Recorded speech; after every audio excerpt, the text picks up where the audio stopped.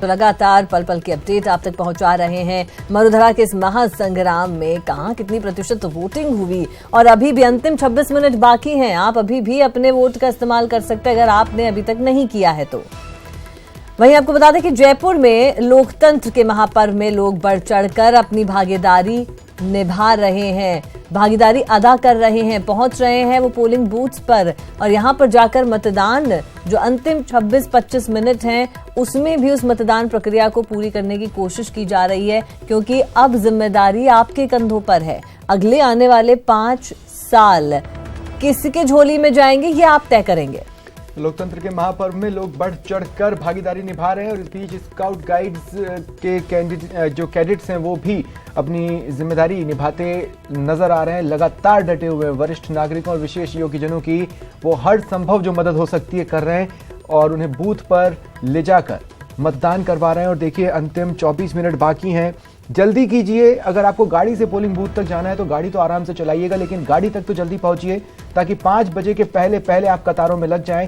5 बजे वोटिंग खत्म होने का मतलब यह है कि अगर आप कतार में लग चुके हैं तो जब तक आप अपने मताधिकार का इस्तेमाल नहीं कर लेंगे तब तक प्रक्रिया चलती रहेगी, नए लोग उसमें नहीं जुड़ सकते। तो वाकई में स्वप्निल, लगातार बार बार हम इस प्लेटफॉर्म से, हमारे न्यूज चैनल के माध्यम से लोगों तक ये अपील कर रहे हैं कि वो जाएं और अपने मत का उपयोग यहां पर करें। और लगातार हम चर्चा भी कर रहे हैं, हमारे साथ हमारे गेस्ट भी मौजूद है। लक्ष्मीकांत भारद्वाज जी हमारे साथ हैं स्टूडियो में, सत्येंद्र राघव जी हमारे साथ मौजूद है, साथ ही हमारे सहयोगी बाबूलाल जी और रवि विश्नोई बीकानेर से हमारे साथ जुड़े हुए हैं। चलेंगे बाबूलाल के पास जो हमारे साथ फुलेरा से जुड़ रहे हैं। बाबूलाल, राजधानी में जो जिला है जयपुर उसकी एक अहम सीट, और क्या कोई खास ट्रेंड आपको अब तक नजर आया है बाबूलाल, शुरुआत से लेकर अब तक खास ट्रेंड जो आप नोट कर पाए हो?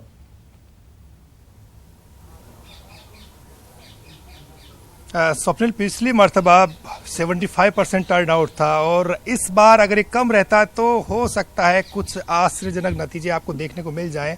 लेकिन जिस पोलिंग बूथ पर मैं हूं ये रामपुरा गांव है फुलेरा विधानसभा क्षेत्र का, जहां पर मैंने भी अपना वोट कास्ट किया है और मैं बरसों से यहाँ पर वोट डालता रहा हूँ। लेकिन इस बार जोश ज्यादा था। इस गांव के मतदाताओं ने तो अपना कर्तव्य निभाया। 75% पार हो गया यहाँ का मतदान और अभी भी 22-23 मिनट बाकी हैं। तो आप मान सकते हैं कि यहाँ भी 80% से ज्यादा मतदाता जो है अपने मताधिकार का इस्तेमाल करेंगे।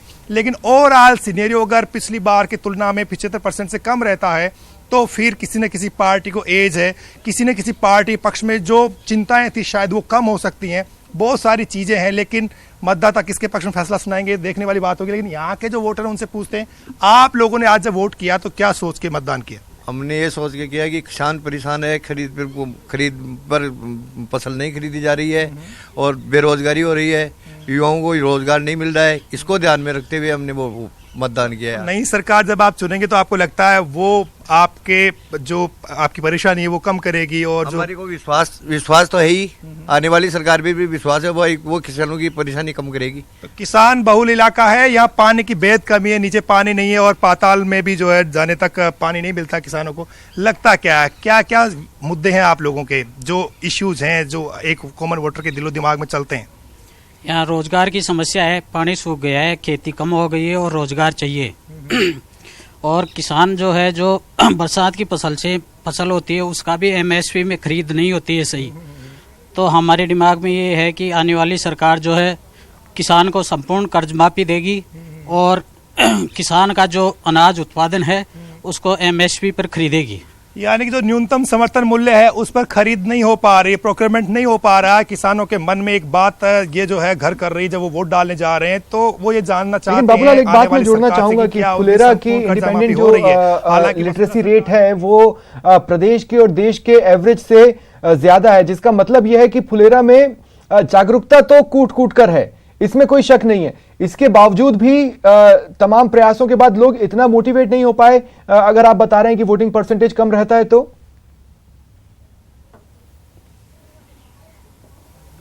ये ओवरऑल राजस्थान की बात कर रहा हूं स्वप्निल मैं, और यहाँ इसलिए अवेयरनेस है क्योंकि डॉक्टर कमला जैसी नेता यहाँ इस इलाके से चुनी जाती रही हैं, पीके चौधरी किस जमाने में आज चुने जाते रहे हैं, डॉक्टर हरि सिंह ने 3-4 बार इस इलाके की नुमाइंदगी करी है। इसके अलावा जो लक्ष्मी नारायण किसान थे, किसानों की एक बड़ी आवाज़ थी इस इलाके की, उन्होंने भी यहाँ से चुनाव जीता, लेकिन पिछले 2 बार से 3 बार से यहाँ पर कुमाऊं जो नेता है उन्हीं का दबदबा रहा है, और उसी वजह से अब जो यहाँ के जो मतदाता हैं वो चाह रहे हैं कि सोच समझ करके वोट दिया जाए। बहुत सारी चीज़ें वो देख रहे हैं, पता नहीं उनके दिलो दिमाग में क्या चल रहा है। निर्मल कुमाऊं की इमेज बहुत अच्छी है, लेकिन उन्हें डीडी कुमाऊं की बगावत का सामना करना पड़ रहा है। तो विद्याधर जो सिंह है वो डॉक्टर हरि सिंह के बेटे हैं, उनके सामने स्पर्धा चौधरी जो है वो चतुष्कोणीय मुकाबला बना रही। तो ऐसी सूरत में नुकसान किसका करेंगे ये बागी कांग्रेस और बीजेपी के, तो ये देखने वाली बात होगी। लेकिन बड़ा इंटरेस्टिंग चीज जो ये है कि यहाँ का मतदाता अब हवा के साथ नहीं चल रहा है, वो पहले सोच रहा है, समझ रहा है, फिर वोट करने के लिए बाहर आ रहा है।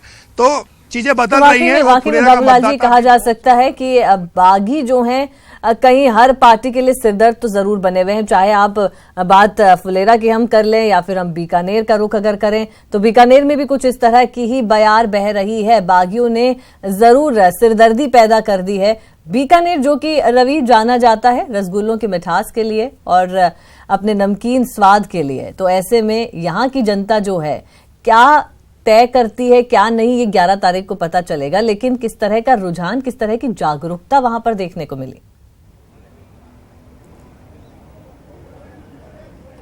बिल्कुल अनीता, आपने सही कहा कि बीकानेर में रसगुल्ले की मिठास और भुजियों की जो एक चटपटे भुजिए की जो खनक होती है, वैसी आज सुबह वोटर्स में भी जब वो सुबह हल्की ठंड के अंदर सुबह से ही कतारों में नजर आने लगे थे। आमतौर पर शहरों में थोड़ी लेट वोटिंग शुरू होती है, परंतु आज जिस तरह से यहाँ पर सुबह 9 बजे के आसपास मतदान केंद्रों पर भीड़ लगने लग गई थी, उससे अंदाजा हो गया था कि लोगों में इस बार वोटिंग के प्रति, मतदान के प्रति कहीं न कहीं जागरूकता जो है वो ज्यादा आई। और इस वक्त भी जब 15 या 18 मिनट बचे हैं तब भी आप देख सकते हैं कतार जो है वो लगी हुई है। और ये वो सिविल लाइन इलाका है बीकानेर का, जहां पर संभ्रात नागरिक रहते हैं, डॉक्टर भी यहां पर रहते हैं, सरकारी अधिकारी कर्मचारी भी यहां पर रहते हैं, तो आमजन भी यहां पर रहते हैं। उन लोगों की कतारें आप यहां पर अभी भी इस दौरान भी देख सकते हो। लोग निकलकर अपने घरों से बाहर आ रहे हैं। महिलाएं अच्छी खासी संख्या में आज बीकानेर के अनेक बूथों पर देखने को मिली है।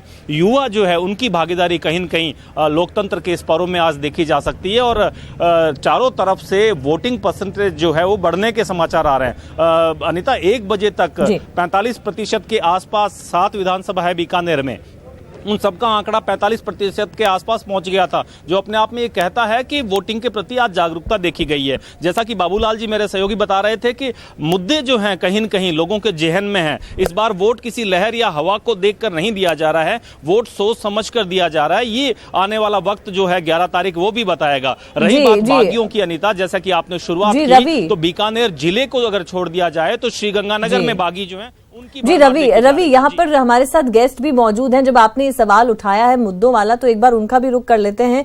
स्वप्निल, क्योंकि बार बार ये बात हो रही है, ये मुद्दे हैं, किस मुद्दे को लेकर कांग्रेस चुनाव में उतरी, क्या कुछ आरोप प्रत्यारोप का दौर चला, तो ऐसे में सत्येंद्र राघव हमारे साथ है। मेरा सवाल सत्येंद्र जी आपसे ये होगा कि आपको क्या लगता है कि ऐसे कौन से मुद्दे हैं कांग्रेस के पास जिसको लेकर वो जब जनता के बीच में आई तो एक मजबूत पकड़ बन सकती है? देखिए, हमारे पास सबसे बड़ा, हम प्रदेश की जनता से करें कि कांग्रेस पार्टी आपको सुशासन, पारदर्शी और विधि का शासन देगी।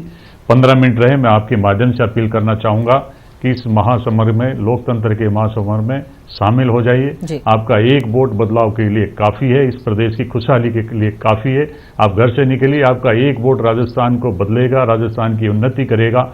आपका एक वोट से राजस्थान का भविष्य तय होगा और हम बदलेंगे राजस्थान का। हम लेके आए जिस तरीके से 5 साल के अंदर राजस्थान में जो देखने को मिला, किसानों के पर अत्याचार, युवा बेरोजगार सड़कों पर था, महिला सुरक्षित नहीं थी, पानी की, पेयजल की समस्या थी, चंबल का पानी लाने की बात थी, यमुना का पानी लाने की बात थी। मैं कहता हूं कि बहुत कम समय रह गया, अभी भी एक वोट आपका जो बदलाव करेगा। दूसरा, मैं आपके माध्यम से दूसरा आपके अपील करना चाहूंगा कि ये बातें सिर्फ आज की तो है नहीं जी, ये तो काफी पुरानी है, चली आ रही हैं।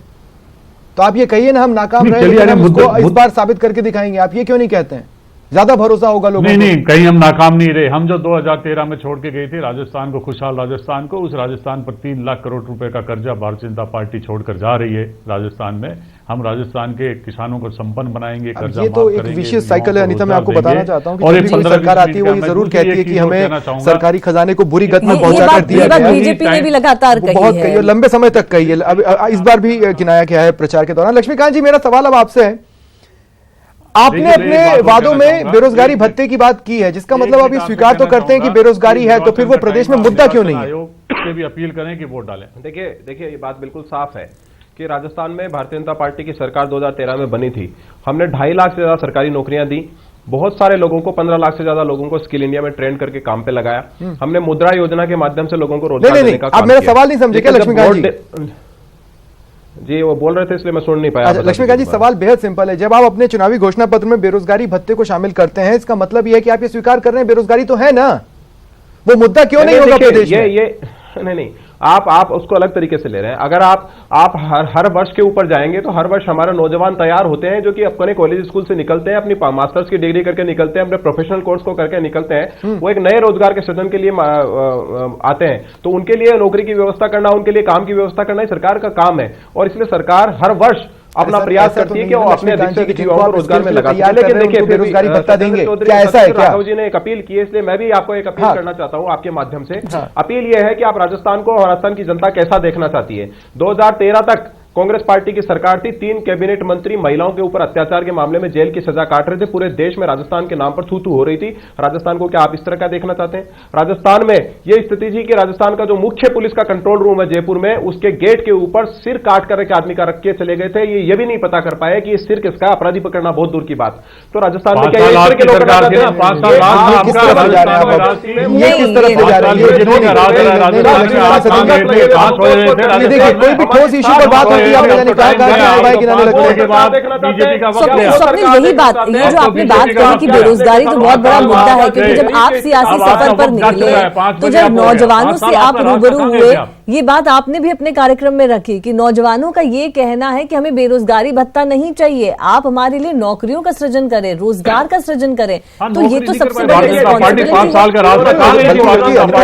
एक बात और जोड़ूं, ऐसे कई जिले हैं अगर आदमी बीटेक के बाद अगर आगे कुछ करना चाहता है या एमबीए करना चाहता है तो उसके पास उस जिले में नहीं है। प्रदेश में ऐसे कई हिस्से जहां पर चिकित्सा के लिए चलो गुजरात, चलो बाहर या चलो दूसरा जिला, ऐसे भी जिले हैं जहां पर नौकरी के लिए भी चलो गुजरात, चलो बाहर, चलो दूसरा जिला। तो वो राजस्थान की जनता वो सब अब राजस्थान में देखना चाहती है। कांग्रेस की देन है, फ्री मेडिसिन स्कीम लेके आए, मेडिकल कॉलेज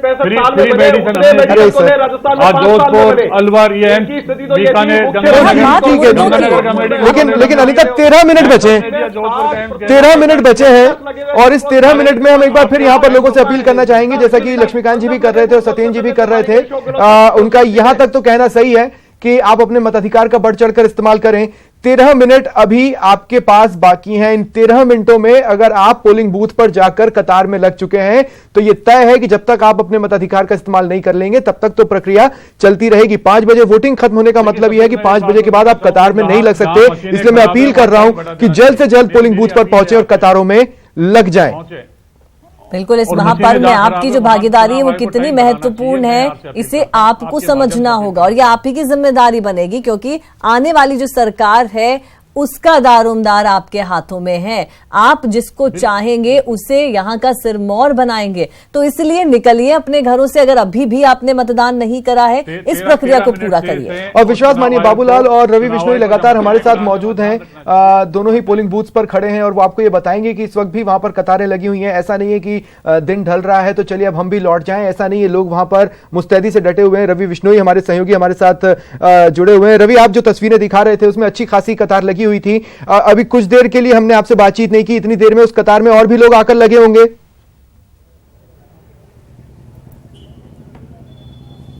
बिल्कुल स्वप्निल, कतार जो है वो लग रही है, ना केवल इस बूथ पर जहां पर मैं खड़ा हूं, मेरे पास कई जगह से मैसेज आ रहे हैं। पुष्करना स्टेडियम की बात करना चाहूंगा, बीकानेर पश्चिम का इलाका है, वहां तकरीबन 600 के आसपास मतदाता अभी भी खड़े हैं। आप अंदाजा लगाइए 600 मतदाता जो है वो कब तक वोटिंग कर पाएंगे। इसके अलावा रामपुरा बस्ती से समाचार आया है कि साहब वहां भी मतदाता खड़े हैं। कई गाँवों में आज दिन भर, इसमें एक कारण स्वप्निल ये भी आया है कि ईवीएम जो है वो बार बार बाधित हुई है, वीवीपैट बाधित हुआ है। इस वजह से वोटिंग में जो है वो टाइम लगा है, पोलिंग में वक्त लगा है और यही वजह है कि मतदाताओं ने रुख तो किया है, परंतु वो यहाँ तक पहुँचते पहुँचते जो है उनका वक्त जो है और लंबा होता जा रहा है। कुछ लोग हमारे साथ हैं, इनसे बात करना चाहूंगा। कई अब जिक्र कर रहे थे कि हम 4:45 बजे ही वोट करने जाएंगे। मैंने आपको 3 बजे भी यहाँ खड़ा हुआ देखा था। लेट वोटिंग करने का क्या मतलब है आपका? मन की इच्छा होती है भैया, जब मर्जी डाल दें वोट। 5 बजे तक टाइम है, उसके बाद इच्छा है। तो आज भीड़ कुछ ज्यादा दिखाई दे रही है, वोटर्स ज्यादा निकल के? ज्यादा वोटर्स बाहर आए आज से। जी, आपका क्या कहना है? आप काफी मतदान केंद्रों पर भीड़ देखी जा रही है? पहले से ज्यादा है, लोगों में बहुत वो है, वोट के प्रति उत्साह है और युवा जितने भी हैं जो पहली बार वोट डाल रहे हैं वो भी सारे आए हैं। जैसा कि स्वप्निल हम जिक्र कर रहे थे, महिला और युवा ये घरों से निकलकर बाहर आए हैं। कतार देख सकते हैं आप, अभी भी महज 10 से 12 मिनट बचे हैं, परंतु ये जो लोग हैं ये अभी भी यहाँ पर अपने हाथों में पर्चियां लेकर ये लोग खड़े हैं और मतदान के इस पर्व में, लोकतंत्र के इस पर्व में शरीक होना चाहते हैं। लगातार ऐसी स्थिति कमोबेश हर जगह से स्वप्निल देखने को मिल रही है, न केवल शहर बल्कि गाँव में। खासतौर से पीछे की तरफ एक वोटर हैं जो कि कतार में खड़े हुए हैं और वो एक मेरे ख्याल से अपना शायद वोटर आईडी कार्ड वो दिखा रहे थे। उनके एक्साइटमेंट को समझा जा सकता है। एक बार अगर हो सके तो उनसे बातचीत कीजिए ताकि ऐसे लोगों का उत्साह भी बना रहे और हम भी अपना फर्ज निभा पाए। आपके जस्ट पीछे रवि। बिल्कुल बिल्कुल स्वप्निल, मैं कोशिश करता हूं इनसे बात करने की कि ये जो हैं यहाँ पर वोट देने के लिए जो लोग आए हुए हैं, इनसे एक आधे जनों से हम बात करें। और ये फिलहाल अभी दरअसल वक्त जो है ये कुछ हो रहा है, तो उनको ये भी जल्दी है कि भीतर जाएं। दरअसल इस कैंपस में आने का अर्थ ये होता है कि वो जब आ गए तो उसके बाद में वक्त चाहे कितना ही लगे, 5 बजे से पहले अंदर घुसना है इस कैंपस में और फिर वोटिंग होना है। परंतु उत्साह है लोगों में और वो लोग किसी भी सूरत में अपने मताधिकार से वंचित नहीं होना चाहते, ऐसा अनीता और देखने को मिल रहा है। जी, और एक बात और बता दूं, स्वप्निल, ये एक बेहद सुखद तस्वीर है किसी भी लोकतांत्रिक देश के लिए, किसी भी डेमोक्रेटिक कंट्री के लिए, कि लोगों में किस तरह का उत्साह है। यानी वो अपनी जिम्मेदारी को बखूबी समझते हैं, वो अपने वोट की कीमत को बखूबी समझते हैं। और इसी तरह से हम भी आपसे बार बार लगातार यही अपील कर रहे हैं कि अभी भी पहुंच जाइए, वक्त अभी भी है। अगर आप पोलिंग बूथ तक पहुंच जाते हैं और वहां लाइन में खड़े हो जाते हैं, मतलब जब तक भी वक्त लगेगा आप वोट देकर ही वहां से बाहर आएंगे। बिल्कुल, और 9 मिनट से कम का वक्त बचा है। इस बार समय पर आप भारी पड़ जाइए और 9 मिनट खत्म होने के पहले समय को हराते हुए पोलिंग बूथ पर पहुंचकर आप कतार में लग जाएं और अपने मताधिकार का इस्तेमाल करें। न्यूज़ 18 राजस्थान पर ये महाकवरेज लगातार जारी और हम उम्मीद कर रहे हैं कि इस वक्त भी अगर आप हमें देख रहे हैं, सुन रहे हैं और पोलिंग बूथ आपके आसपास ही है, तो आप जल्द से जल्द अपने पोलिंग बूथ पर पहुंच जाएंगे अगर आपने मतदान नहीं किया। और अगर आपने मतदान किया है तो सच मानिए आपको बधाई इस लोकतंत्र के त्योहार को जमकर मनाने की। और अगर आपने मतदान नहीं किया है और समय बचा है पोलिंग बूथ तक पहुंचने का, तो जरूर पहुंचिए, क्योंकि विश्वास मानिए बहुत गर्व महसूस होता है, बहुत खुशी महसूस होती है जब मतदान प्रतिशत का आंकड़ा आता है और वो किसी रिकॉर्ड को तोड़ दे और हमें ये पता हो कि हम भी उसमें शामिल रहे, तो हम भी एक इतिहास बना चुके लोगों में शामिल हो जाते हैं। अनीता, वाकई में स्वप्निल, ये भी बहुत दिल को सुकून देने वाले आंकड़े होते हैं। अगर ये पिछले रिकॉर्ड्स को अगर तोड़ दें तो इससे ज्यादा अच्छी खबर किसी भी लोकतंत्र के लिए नहीं हो सकती। यानी इसका मतलब है कि आपने उस लोकतंत्र की इस प्रक्रिया को बखूबी निभाया है और इसको पूरी तरह से, इस पर्व को मनाया है। तो इसी की अपील हम आपसे लगातार बार बार करते जा रहे हैं कि आप जाइए और अपना वोट दीजिए। तो इस महा कवरेज में चप्पे चप्पे पर तैनात हमारे तमाम सहयोगी आप तक सबसे पहले तमाम खबरें पहुंचाते रहे और यहां मौजूद हमारे तमाम सहयोगी योगेश, देवेंद्र, रमेश, इसके अलावा पाठक जी और अखिलेश, साथ ही अरविंद, काजल है और रश्मि, ये तमाम लोग आप तक हर चीज को पल पल स्क्रीन के जरिए, via text, via photographs, via video आप तक पहुंचाते रहे। मैं और अनीता लगातार आपके साथ जुड़ी रही। फिलहाल इस महा कवरेज में हम दोनों ही आपसे इजाजत चाहते हैं, लेकिन इस उम्मीद के साथ कि आपका और हमारा अपॉइंटमेंट फिक्स है ना, 11 दिसंबर का सुबह 6 बजे मुलाकात होगी, क्योंकि उस दिन रुझान भी आएंगे और नतीजे भी आएंगे और सबसे पहले सबसे सटीक अगर उन्हें जानना हो तो आप हमारे साथ जरूर जुड़ेंगे। तो 6 बजे से ही आप लग जाइएगा हमारे साथ न्यूज़ 18 राजस्थान की स्क्रीन पर, क्योंकि वहीं आपको मिलेंगे सबसे सटीक और सबसे पहले नतीजे। चलिए, दीजिए इजाजत, नमस्कार।